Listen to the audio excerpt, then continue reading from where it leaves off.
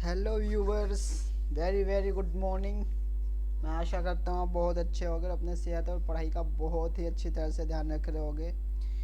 कि देखिए दोस्तों, जैसे कि आपको पता है हम इस चैनल पे एग्ज़ाम पॉइंट ऑफ व्यू से जुड़े हुए इम्पोर्टेंट टॉपिक डिस्कस करते हैं, जो हमारे एग्ज़ाम के लिए तो इम्पोर्टेंस है ही, साथ ही साथ वो हमारे डेली लाइफ यानी रोज़मर्रा की ज़िंदगी में भी बहुत इम्पोर्टेंट रोल अदा करते हैं। तो चलिए इसी सीरीज को आगे बढ़ाते हुए हम आज का लेक्चर स्टार्ट करने वाले हैं। जो आज का टॉपिक है एक बहुत ही इम्पोर्टेंट टॉपिक है। मैं तो इसे आप VVI कहूँगा, वेरी वेरी इम्पोर्टेंट। यदि आप किसी एग्ज़ाम की तैयारी कर रहे हैं तो भी, और यदि आप इंडियन सिटीजन हैं, अगर भारतीय नागरिक हैं, तो ये आपके लिए बहुत ही इम्पोर्टेंट टॉपिक होने वाला है। तो चलिए बिना देरी किए आज का लेक्चर स्टार्ट करते हैं। जैसे कि आपको स्क्रीन पे दिख रहा होगा कि आज हम मौलिक अधिकारों के बारे में पढ़ने वाले हैं। कि मौलिक अधिकार, जिसे हम फंडामेंटल राइट्स कहते हैं, क्या होता है। देखिए हमारा जो संविधान है उसमें पार्ट थर्ड में फंडामेंटल राइट यानी मौलिक अधिकार 12 से 35 तक, आर्टिकल 12 से 35 तक फंडामेंटल राइट्स जो हमारे मौलिक अधिकार हैं उसके बारे में वर्णन किया गया। तो आज हम उसी को पढ़ने वाले हैं कि हमारे संविधान ने भारतीय नागरिक को कौन कौन से मौलिक अधिकार दिए हैं तथा यह हमारे लिए क्यों महत्वपूर्ण है, क्यों इम्पोर्टेंट है। तो आज हम इसी इम्पोर्टेंस को पढ़ने वाले हैं तथा यह जानने वाले हैं कि हमारे जो मौलिक अधिकार, जो हमारा फंडामेंटल राइट है, वो क्या है। तो चलिए, जैसे कि आपको स्क्रीन पर दिख रहा होगा, मौलिक अधिकार उन अधिकारों को कहा जाता है जो व्यक्ति के जीवन के लिए मौलिक होने के कारण संविधान द्वारा नागरिक को प्रदान किए जाते हैं और जिनमें राज्य द्वारा हस्तक्षेप नहीं किया जा सकता। तो मौलिक अधिकार वो अधिकार होते हैं जो हमारे जीवन जीने के लिए तो इम्पोर्टेंट होते हैं, साथ ही हमारे संविधान ने ये अधिकार हमें प्रदान किया है। यह ऐसे अधिकार है जो व्यक्तित्व के पूर्ण विकास के लिए आवश्यक है और जिनके बिना मनुष्य अपना पूर्ण विकास नहीं कर सकता। और ये कहा गया है कि ये जो अधिकार है, ये जो राइट्स है हमारे, इतने इम्पोर्टेंट है कि इसके बिना हम अपना पूर्ण विकास नहीं कर सकते। तो अब हमने मौलिक अधिकार जान लिया। अब हम ये जानते हैं कि मौलिक अधिकार हमारे संविधान में क्या है। तो जब हमारा संविधान बनकर तैयार हुआ था, जो उसमें 22 भाग 9 अनुसूची तथा 395 आर्टिकल थे, जो अब अमेंडमेंट करके लगभग 400 के भी पार जा चुके हैं। तो हमारा जो मौलिक अधिकार है वो कहाँ दिया, हमारे भारतीय संविधान में जो मौलिक अधिकार तीसरे भाग में आर्टिकल 12 से 35 में दिया गया है। और ये कहाँ से लिया गया है, तो हमारा जो फंडामेंटल राइट है किस संविधान से लिया गया। देखिए, जैसे कि आपको पता है कि हमारा जो संविधान है, बहुत सारे देशों का संविधान पढ़ने के बाद वहाँ से जो अच्छी अच्छी बातें हैं वो अपने संविधान में ऐड की गई। तो इसलिए हमारा संविधान में जो फंडामेंटल राइट्स है वो अमेरिका के संविधान से लिया गया। तो आपके 2-3 क्वेश्चन तो यहीं से बन गया। एक पहला है कि भारतीय संविधान में फंडामेंटल राइट कहाँ वर्णन किया है, तो तीसरे भाग में आर्टिकल 12 से 35 में। और ये कहाँ से लिया गया, तो अमेरिका के संविधान से लिया गया। अब देखिए, जैसे कि आपके स्क्रीन पर दिख रहा होगा, ये है हमारे 6 मौलिक अधिकार। सबसे पहला जो अधिकार है वो समानता का अधिकार है, जो अनुच्छेद यानी आर्टिकल 14 से 18, 14 to 18।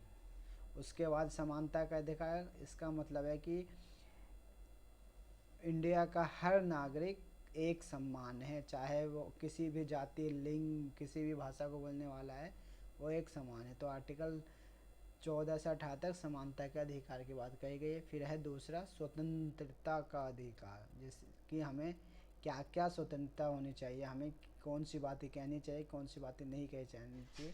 तो आर्टिकल 19 से 22 तक स्वतंत्रता का अधिकार है। फिर आ गया तीसरा क्या, शोषण के विरुद्ध अधिकार। यदि आपका कोई शोषण कर रहा है, आपका कोई गलत फ़ायदा उठा रहा है, तो उसके विरुद्ध आपका अधिकार है। तो आर्टिकल 23 और 24 में है।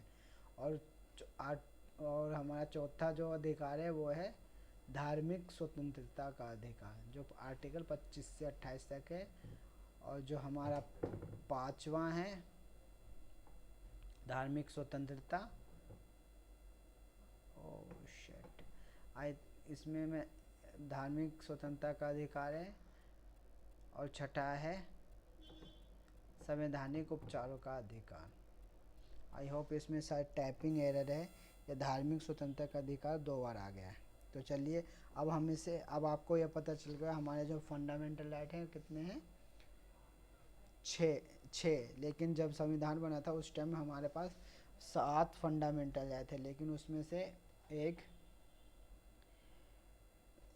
संपत्ति का अधिकार को एक कानूनी अधिकार, फंडामेंटल राइट से हटाकर कानूनी अधिकार कर दिया गया। तो अभी हमारे पे जो अधिकार है वो 6 अधिकार हैं। तो चलिए नहीं हम विस्तार से पढ़ते हैं। अब समानता का अधिकार, समानता के अधिकार में जो आर्टिकल 14 यह कहता है, देखिए कानून के समक्ष समानता, यह कि कानून के समक्ष सभी नागरिक समान है, चाहे वो कोई भी हो। यह ब्रिटिश विधि से लिया गया, कहाँ से लिया, ब्रिटिश के संविधान, ब्रिटेन के संविधान से लिया। इसका अर्थ है कि राज्य पर बंधन लगाया जाता है कि वह सभी व्यक्तियों के लिए एक समान कानून बनाएगा तथा उन्हें एक समान रूप से लागू करेगा। तो यह अधिकार हमें यह देता है कि राज्य किसी भी व्यक्ति के साथ धर्म, नस्ल, जाति, लिंग भेदभाव के आधार पर भेदभाव नहीं कर सकता। तो आर्टिकल 14 में ये हमें समानता का अधिकार दिया। तो आर्टिकल 15 क्या कहता है, इसी का आर्टिकल 15 में यह अधिकार है कि राज्य धर्म, नस्ल, जाति, लिंग या जन्म के स्थान पर भेदभाव नहीं कर सकता। यह आर्टिकल 15 में कहा गया है। और आर्टिकल 16 में लोक नियोजन के विषय में अवसर की समानता, यदि सरकार कोई भी योजना बनाती है तो किसी भी विशेष वर्ग के लिए यह योजना नहीं बनाएगी, वह सभी नागरिकों को समान अवसर प्रदान करेगी। तथा अगर किसी भी लोक नियोजन का कोई भी कार्य हो रहा है तो उसमें सभी लोगों का समान अधिकार होगा। तो ये आर्टिकल 16 में कहा गया है। और आर्टिकल 17 में क्या, अस्पृश्यता का, अस्पृश्यता मतलब छुआछूत, जैसे कि हमारे आज़ादी से पहले हमारे समाज में छुआछूत, ऊंची जाति नीची जाति बहुत थी। तो इसी का आर्टिकल 17 में अंत कर दिया गया कि अस्पृश्यता निषेध है, कि भारत में सभी नागरिक समान है, चाहे वो गोरा हो, काला हो, किसी भी भाषा का बोलने वाला हो, हिंदू हो, मुसलमान हो, कोई भी हो, सब समान है। तथा अस्पृश्यता का अंत है, कोई भी छुआछूत नहीं है। और जो आर्टिकल 18 है उसमें उपाधियों का निषेध है, कि आर्टिकल 18 में ये कहा गया है कि कोई भी उपाधि आप नहीं ले सकते जब तक आपको भारत सरकार या राष्ट्रपति परमिशन ना दे दे। या इससे पहले लोग, आज़ादी से पहले लोग अपने नाम के आगे राजा, महाराजा, ये चार्ल्स, ये सब लगाते थे, इसीलिए इस उपाधियों का निषेध किया गया। कि इस आर्टिकल 18 में कहा गया कि सिर्फ राष्ट्रीय उपाधि जो भारत सरकार के द्वारा दी जाती है उसे आप ग्रहण कर सकते हैं, तथा बाहर से मिलने वाले कोई भी गिफ्ट, उपहार या उपाधि को आप बिना सरकार की अनुमति के नहीं ग्रहण कर सकते। तो आर्टिकल 18 में उपाधियों का अंत किया गया है। तो आई होप अब आपको पता चल गया होगा आर्टिकल 14, 15, 16 और 17 और 18। अब हम चलते हैं अपने दूसरे